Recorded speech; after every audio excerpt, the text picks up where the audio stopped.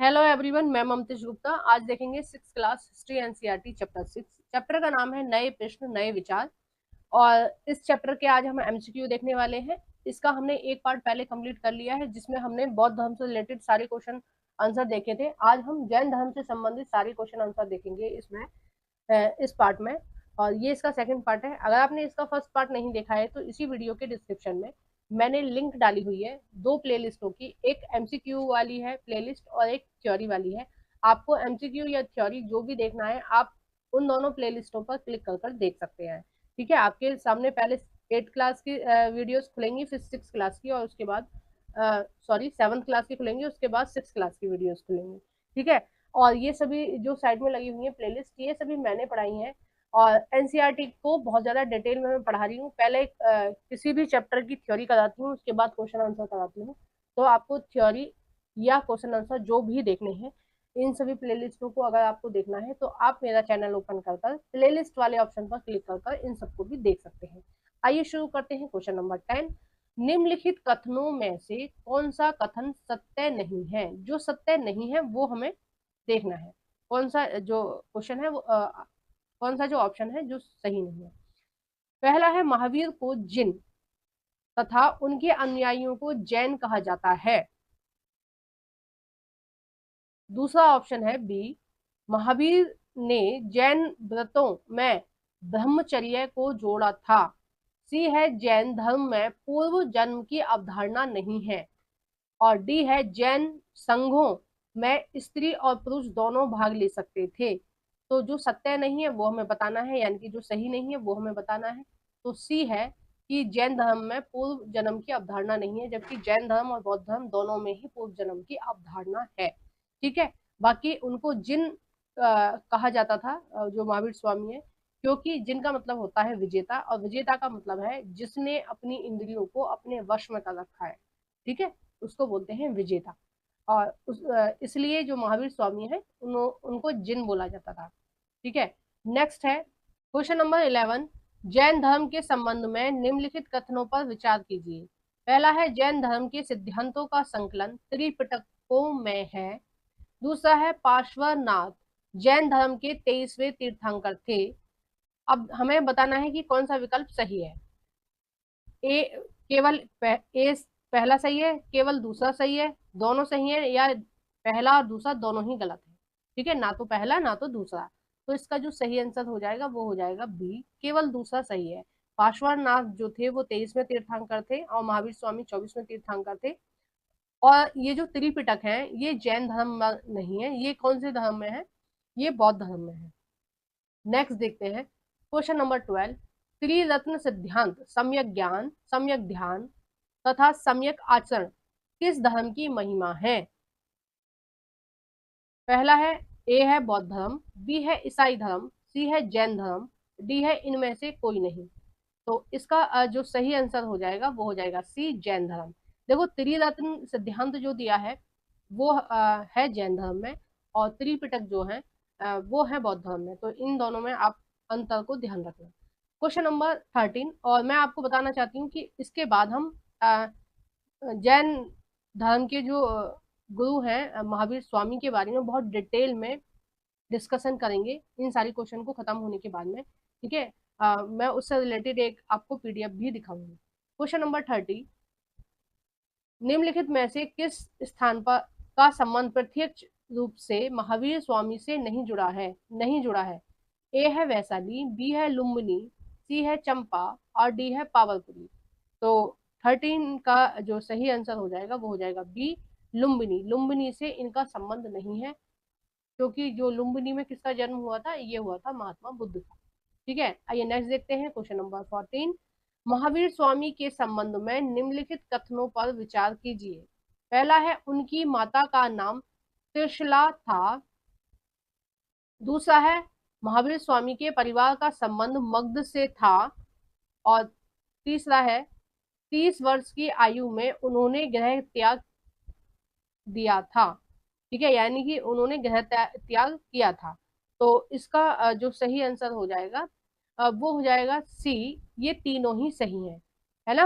और 29 ईयर में उन्होंने बौद्ध जो बौद्ध धर्म के संस्थापक थे गौतम बुद्ध ने किया था, ठीक है, और 30 वर्ष की आयु में महावीर स्वामी ने किया था। नेक्स्ट देखते हैं क्वेश्चन नंबर 15। निम्नलिखित में से कौन सा युग्म सुमिलित नहीं है, ठीक है, यानी कि ये युग्म दे रखे हैं, इसका संबंध इससे, इसका संबंध इससे, अब हमें देखना है कौन सा युग्म जो है वो सही नहीं है। ए है संघ, संघ का, संघ से मतलब है ग्रह त्याग करने वालों का संगठन। बी है बिहार, बिहार का संबंध है भिक्षुओं का निवास गृह। भिक्षु कौन होते हैं, जो जैन धर्म के धर्म गुरु होते हैं उनको भिक्षु बोलते हैं, ठीक है। सी है अस्त्य, अहिंसा का पालन करने वाले, ठीक है। डी है वनप्रस्थ, वनप्रस्थ का मतलब है वन गमन, ठीक है, यानी कि वन में आराधना करने वाले। तो 15 का जो सही आंसर हो जाएगा वो हो जाएगा सी, जो सी है वो गलत है ना। अब अस्ते का क्या मतलब होता है, अस्ते का मतलब होता है चोरी ना करना, ठीक है, अस्ते का क्या मतलब होता है, चोरी ना करना। नेक्स्ट है क्वेश्चन नंबर 16। जैन धर्म के सिद्धांतों के संबंध में निम्नलिखित कथनों पर विचार कीजिए।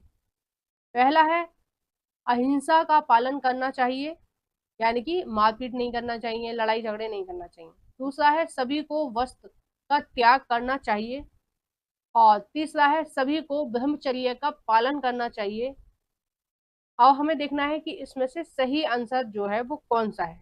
तो सही है इसमें बी वाला, पहला और तीसरा सही है, जबकि दूसरा गलत है। उन्होंने सबको वस्त्र त्याग करने के लिए नहीं बोला है, उन्होंने बोला है जो भगवान की खोज में निकलते हैं, ठीक है, जो जो अपना सब कुछ त्याग देते हैं अपनी खुद की स्वेच्छा से, उनको वस्त्र त्याग करने चाहिए, ठीक है। आइए नेक्स्ट देखते हैं क्वेश्चन नंबर 17। कथन है ए महावीर और उनके अनुयायियों की शिक्षाओं को साधारण जन आसानी से समझ लेते थे। कारण है, देखो कथन तो ये था, अब कारण है महावीर तथा उनके अनुयायियों ने अपनी शिक्षा प्रकृत भाषा में दी थी। प्रकृत भाषा उस टाइम कौन सी थी, आम बोलचाल की भाषा थी, ठीक है, जिसमें लोग बात करते थे, आराम से उसको समझ सकते थे। तो 17 का जो सही आंसर हो जाएगा वो हो जाएगा ए, कि ए और आर दोनों सही है, और जो आर है वो ए की सही व्याख्या करता है। क्यों समझ लेते थे आसानी से उनकी शिक्षाओं को, क्योंकि वह उन्हीं लोगों की आम बोलचाल की भाषा में बता रहे हैं, ठीक है। नेक्स्ट है क्वेश्चन नंबर 18। जैन धर्म के संबंध में निम्नलिखित में से कौन सा कथन सत्य नहीं है। देखो ये सत्य है, टाइपिंग मिस्टेक है थोड़ी सी, सत्य नहीं है। पहला है जैन, ए है जैन धर्म का समर्थन मुख्यतः व्यापारियों ना किया था, ठीक है, मुख्यतः व्यापारियों ने किया था, ये टाइपिंग मिस्टेक हो गई है। बी है किसानों के लिए अहिंसा का पालन करना मुश्किल था। सी है गुजरात, तमिलनाडु तथा कर्नाटक में जैन धर्म का प्रसार हुआ। डी है जैन धर्म की शिक्षाएं कुशीनगर में लिखी गई थीं। तो इसका जो सही आंसर हो जाएगा, जो सत्य नहीं है, वो हो जाएगा डी, कि जैन धर्म की जो शिक्षाएं हैं वो कुशीनगर में लिखी गई। ये वाला जो ऑप्शन है वो गलत है। अब देखो मोस्टली जो जैन धर्म के लोग हैं वो व्यापारी मिलते हैं। क्यों मिलते हैं, क्योंकि जैन धर्म में बहुत सारे नियम जो हैं वो बहुत कठिन है, और उन नियमों का पालन करना केवल व्यापारियों के वश में था, क्योंकि टाइम से सारी चीजें होती है, टाइम से उठना है, टाइम से सोना है, सारी चीजें होती है। फिर अहिंसा का पालन करना है, यानी कि मारपीट नहीं करनी है, ये सब नहीं करनी है, और हत्या नहीं करनी है, यानी कि जीव हत्या नहीं करनी है। अब जैसे किसान है, उन्होंने ये धर्म नहीं अपनाया। क्यों नहीं अपनाया, क्योंकि जब वो किसानी का काम करते हैं तो उनके, जब वो हल चलाते हैं या कुछ भी कुदाल चलाते हैं अपने खेतों में, तो बहुत सारे सूक्ष्म कीटाणु होते हैं जो उनके कुदाल चलाने से मर जाते हैं, ठीक है, इसलिए इन किसानों ने इस धर्म को नहीं अपनाया था। तो मेनली जो जैन धर्म को अपनाने वाले लोग थे वो कौन थे, व्यापारी थे, ठीक है। आज भी जैन धर्म के जो लोग हैं आपको रिच ही मिलेंगे, गरीब बहुत कम मिलेंगे, ठीक है। नेक्स्ट अब हम इसमें देखेंगे जैन धर्म के जो महावीर स्वामी थे उनका एक परिचय, ठीक है। ये सारी चीजें ज्यादातर चीजें आपकी बुक से ही ली गई हैं, थोड़ी बहुत एक दो चीज एक्स्ट्रा भी है, क्योंकि एग्जाम में वो वहां से पूछा जाता है, इसलिए मैंने कुछ चीजें अलग से भी ली है। देखो इनका जो जन्म हुआ था ये हुआ था 540 ईसा पूर्व में, और जन्म स्थान है वैशाली के कुंडल ग्राम के निकट बिहार में, ठीक है। और अगर हम गौतम बुद्ध की बात करें तो उनका जन्म हुआ था नेपाल में, ठीक है। इनके पिता का नाम था सिद्धार्थ, उनके बचपन का नाम था सिद्धार्थ, ठीक है, लेकिन इनके पिता का नाम क्या था, सिद्धार्थ। बज्जी संघ के कुंडल ग्राम के ज्ञातक ज्ञातक क्षत्रिय कुल के प्रधान थे, ठीक है। नेक्स्ट है इनकी माता का नाम क्या था, त्रिशला, ठीक है, जो लिच्छवी वंश के चेटक की बहन थी।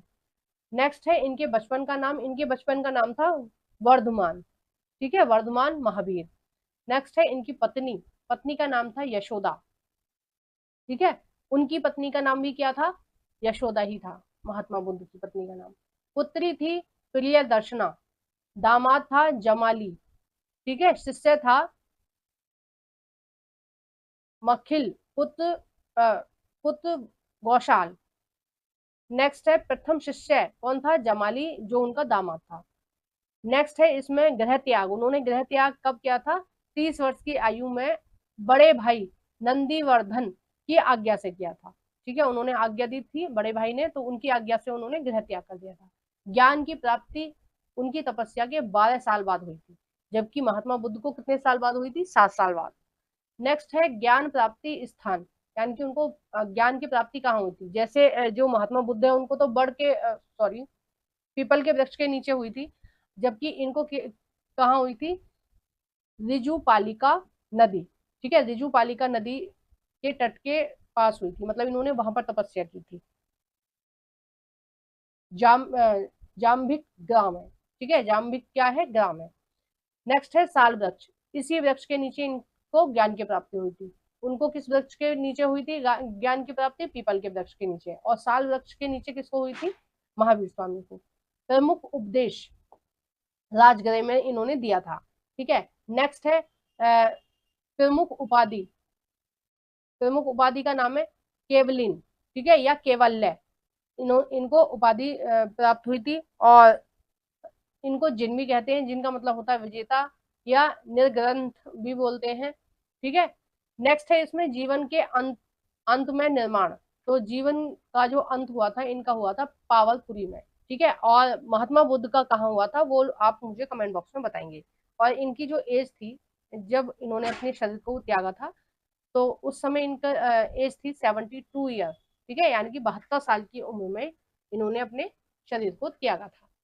तो इस वीडियो को हम यहीं समाप्त कर रहे हैं। आपको वीडियो कैसी लगी है प्लीज कमेंट बॉक्स में बताइएगा। वीडियो को जोर से लाइक कर देना। जो भी फ्रेंड आपके 6 से 10 तक की एनसीईआरटी पढ़ना चाहते हैं उन सभी फ्रेंडों के साथ मेरी इस वीडियो को शेयर कर देना, और या फिर मेरे चैनल को सजेस्ट कर देना कि NCERT Mamtesh Gupta YouTube channel पर बहुत ही डिटेल में एनसीईआरटी को पढ़ाया जा रहा है। पहले उसके थ्योरी कराई जा रही है, उसके बाद उसके क्वेश्चन आंसर कराए जा रहे हैं, ठीक है। और लाइक करना बिल्कुल नहीं भूलना है, कमेंट करना बिल्कुल नहीं भूलना है। और अभी तक आपने मेरे चैनल को सब्सक्राइब नहीं किया है तो प्लीज मेरे चैनल को सब्सक्राइब भी कर लीजिए। Thank you for watching everyone.